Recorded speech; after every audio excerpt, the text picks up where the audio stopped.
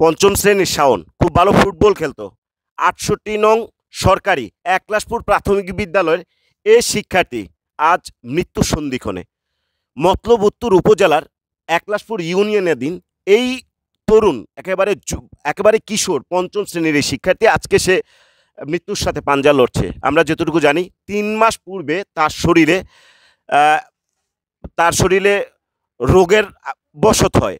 সেই পরিপ্রেক্ষিতেই ঢাকা শহর তার নানির পক্ষ থেকে তাকে ঢাকা শহর নেওয়া হয়। আমরা পরীক্ষা নিরীক্ষা শেষে আমরা জানতে পারি তার এই বক্ষে অর্থাৎ বুকের মধ্যে একটি টিউমার হয়, সেটি ফেটে পুরো শরীর জুড়ে ছড়িয়ে পড়ে।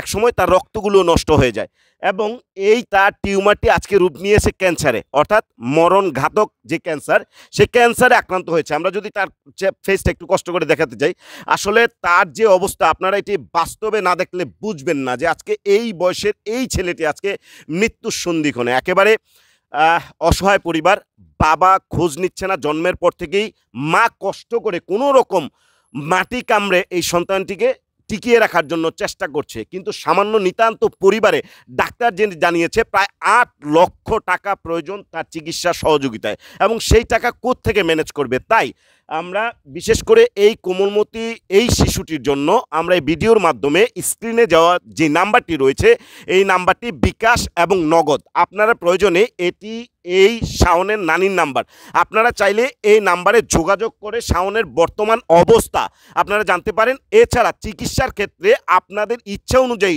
যতটুকু সাধ্য হয় দিয়ে এই সন্তানটিকে বাঁচানোর জন্য আপনারা চেষ্টা করবেন। বিশেষ করে আমি এইটুকু বলবো, এই মতলব তথা এই একলাসপুর তথা সমগ্র জায়গায় কিন্তু ধনাঢ্য ব্যক্তি রয়েছে। আপনার সামান্য দানে কিন্তু অসামান্য হলে এই ছেলেগুলো কিন্তু চিকিৎসা পেয়ে তারা কিন্তু স্বাভাবিক জীবনে ফিরতে পারবে। আর আমি এইটুকু বিশ্বাস করি, আমার একটা সন্তান যদি এই অবস্থা হয়, এই যে আজকে দেখছেন মাথাটা উঠাতে পারতেছে না, তার পিঠের যে অবস্থা অর্থাৎ শারীরিক কন্ডিশনটা আমরা এসে যা দেখলাম, দ্রুত তার চিকিৎসা প্রয়োজন। তাই এই ভিডিওর মাধ্যমে আমরা অনুরোধ করছি এই শাওনের চিকিৎসায় আপনারা সাধ্যমতো আপনার ইচ্ছা অনুযায়ী আপনারা এগিয়ে আসবেন।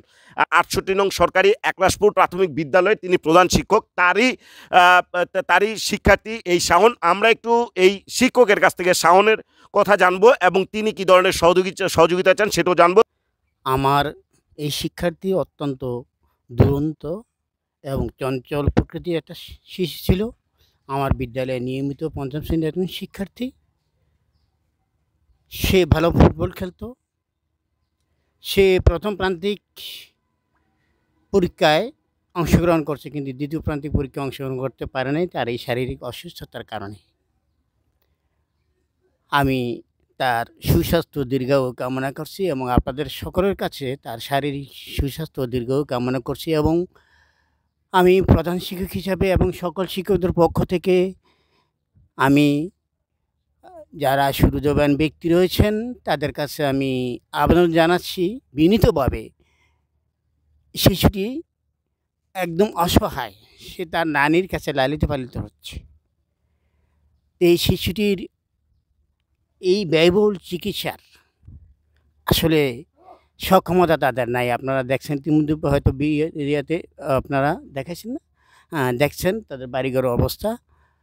তো যদি কোনো সুবিধাবান ব্যক্তি থাকেন দয়া করে তাকে স্ক্রিনে দেওয়া যে নাম্বারটি রয়েছে সেই নাম্বারটিতে যেভাবে পারেন সাহায্য করলে আমি আপনাদের কাছে কৃতজ্ঞ থাকব।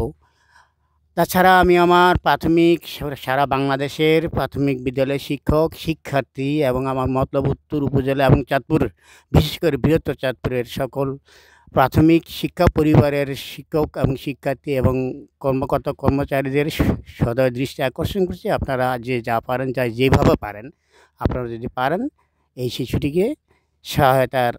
শিশুটির দিকে সহায়তার হাত বাড়িয়ে দিবেন।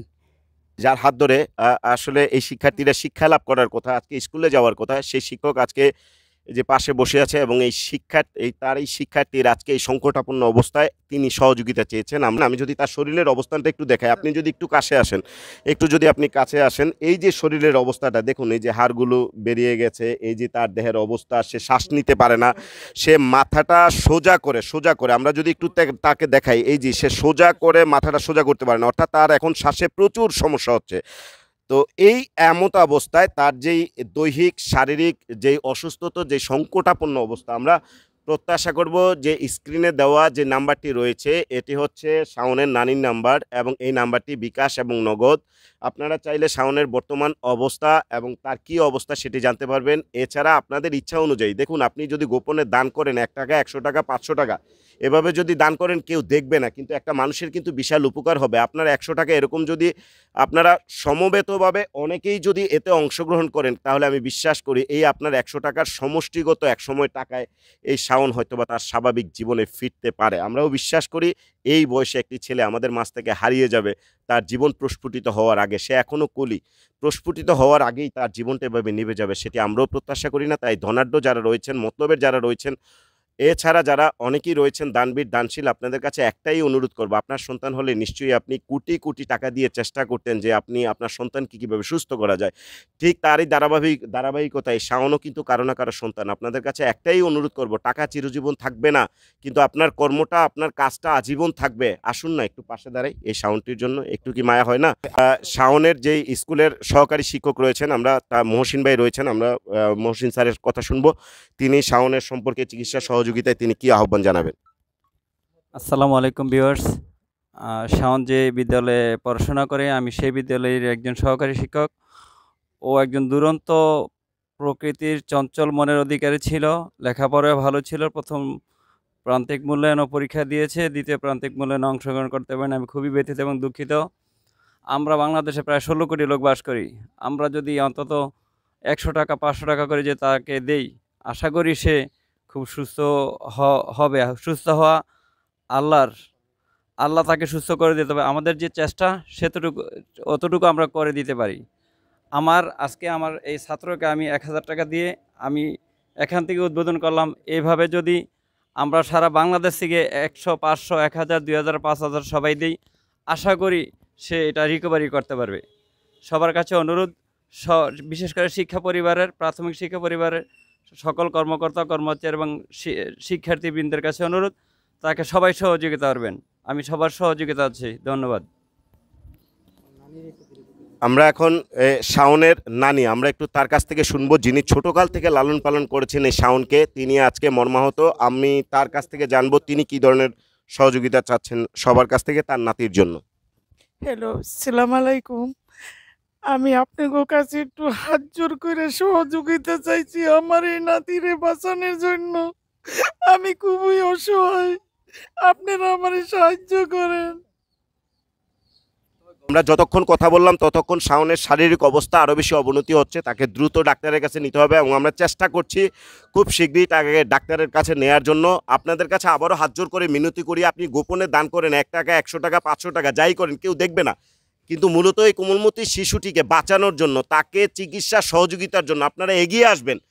অনুরোধ করে বলছি, আমার জন্য চাচ্ছি না, এই শাওনের জন্য আপনাদের কাছে হাত জোর করে মিনতি করে চাচ্ছি। স্ক্রিনে দেওয়া যে নাম্বারটি রয়েছে এই নাম্বারটি আপনারা শাওনের নানির সাথে যোগাযোগ করলে সরাসরি জানতে পারবেন তার অবস্থা। এছাড়া বিকাশ, নগদ বা অন্যান্য মাধ্যমে যদি টাকা প্রেরণ করতে চান আপনারা জানাবেন। এছাড়া একলাশপুরের যারা এই বিষয়টা নিয়ে সচেতন আছে, বিশেষ করে জুয়েল মুক্তি আছে, মাহবুব আলম আছে, শাহাবুদ্দিন টিটু আছে, এছাড়া এখানে প্রধান শিক্ষক যিনি উনিও রয়েছেন, সহকারী শিক্ষকও রয়েছেন, এছাড়া রাসেল রয়েছেন, আরও অনেকেই রয়েছেন। আমি অনুরোধ করব আপনারা এই বিষয়ে জানতে চাইলে কোনো সহযোগিতায় বিকাশ মাধ্যম ছাড়া অন্য কোনো মাধ্যমেও যদি আপনারা টাকা প্রেরণ করতে চান এই নিকটস্থ যারা রয়েছে তাদের সাথে যোগাযোগ করবেন। সর্বোপরি আমরা এখন শুনবো এই অত্র ইউনিয়নের যিনি জনতার চেয়ারম্যান জনাব মফিজুল ইসলাম মুন্না, আমরা তার বক্তব্য শুনবো। বিসমিল্লাহির রহমানির রহিম। প্রিয় এলাকাবাসী এবং সম্মানিত সুধীবৃন্দ এবং প্রিয় ধানবীর ভাইয়েরা, এই ছেলেটা খেলাধুলা করত, খুব ভালো খেলাধুলা করত। ওর বয়স কত হয়েছে, ওর এই অবস্থা দেখে আসলে আমরা সবাই মর্মাহত। আল্লাহ যেন ওকে দ্রুত রোগ মুক্তি করে সেই দোয়া সকলের কাছে চাচ্ছি এবং তার জন্য আমরা সকল বিত্তবান মানুষদের ওর পাশে দাঁড়ানোর জন্য আহ্বান জানাচ্ছি এবং ওর জন্য সর্বোচ্চ সহযোগিতা আমার পক্ষ থেকে করব এবং যতটুকু পারা যায় আমি আমার বন্ধুমহল এবং আমার বড় ভাই উনি দেশের বাইরে গেছেন, উনি আসলে ওনার সাথে কথা বলবো। আমার ভাই বিগত সময় যে কোনো সময় মানুষ অসুস্থ হইলে সবসময় পাশে দাঁড়াইছে। আমরা আরও এটার জন্য সর্বোচ্চ ওনার কাছ থেকে ইনশাল্লাহ সহযোগিতা পাবো, এটা আমি আপনাদের কথা দিচ্ছি। ইনশাল্লাহ সহযোগিতা হতে হবে এবং আমার পক্ষ থেকে এবং এলাকার যত বিত্তবান মানুষ আছে সবার সহযোগিতা চাচ্ছি, যে ছেলেটা যেন সুন্দরভাবে পৃথিবীতে আসতে পারে, সুস্থ হয়ে আসতে পারে এবং যাতে ও আবার আগের মতো খেলাধুলা করতে পারে। আপনাদের সবার সহযোগিতা কামনা করতেছি। আমরা শুনলাম চেয়ারম্যানের বক্তব্য এবং তিনিও আহ্বান জানিয়েছেন এই শাওনের চিকিৎসা এগিয়ে আসার জন্য। অনুরোধ থাকবে যে যেভাবে পারেন সহযোগিতা এগিয়ে আসবেন এবং আপনারা জানতে চাইলে এই যাদের নাম বলেছি তাদের সাথে যোগাযোগ করে আপনি আপনার অনুদান পাঠিয়ে এই শাওনকে বাঁচানোর জন্য একটু চেষ্টা করবেন। প্রত্যাশায় শাওনের কাছ থেকে বিদায় নিচ্ছি। আল্লাহ হাফেজ।